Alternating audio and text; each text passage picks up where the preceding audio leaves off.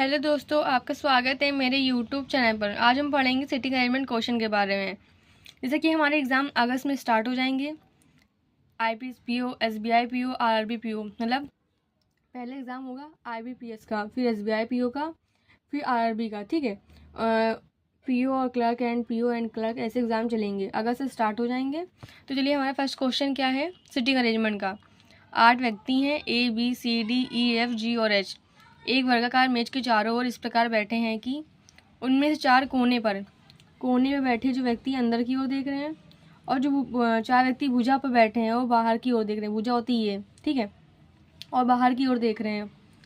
सभी इसी क्रम में नहीं है, ठीक है, क्रम कोई भी हो सकता है, सभी इसी क्रम में नहीं है। जी जो है मेज की भुजा के बीच में बैठा है। तो पहले जी को यहाँ उठा लेंगे, ठीक है।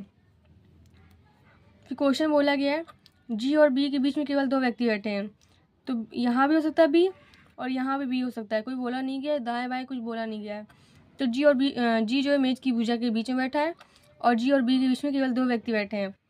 तो पहले मैं क्या करूँगी, पहले मैं इसके अकॉर्डिंग दाएं बैठा लूँगी, बी को यहाँ बैठा लेंगे, ठीक है।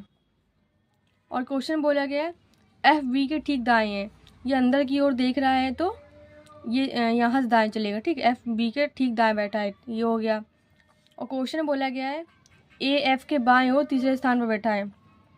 तो एफ का जो है ये बाएं स्थान, यहाँ से एफ जो है बाहर की ओर देख रहा है, 30 सारे बाएं होंगे और ये सब दाएं होंगे, ठीक है। तो बोला गया ए एफ के बाएं ओर तीसरे स्थान पर है।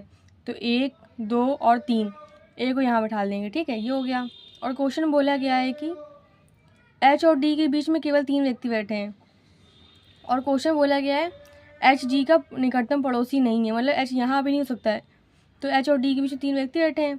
तो क्या करेंगे, हम लोग डी को यहाँ बैठा लेंगे और एच को यहाँ बैठा लेंगे, क्योंकि बोला गया एच डी का पड़ोसी नहीं है, ठीक है, ये हो गया।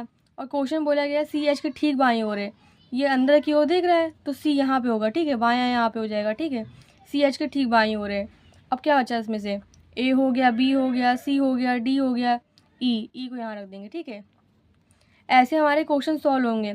क्वेश्चन वाला पूछा गया है निम्नलिखित में से कौन ई के बाईं ओर तीसरे स्थान पर है। ई के बाईं ओर, ई बाहर की ओर देख रहा है, तो ई के बाएं ओर तीसरे स्थान पर कौन होगा, ये सब दाएं होंगे और ये सब बाएं होंगे। तो ई के बाएं ओर तीसरा 1, 2, 3 डी होगा। ई के बाएं ओर तीसरे स्थान पर कौन बैठा है, डी बैठा है। इसका आंसर ये हो जाएगा। चलिए मैं आपको पहले बताती हूँ।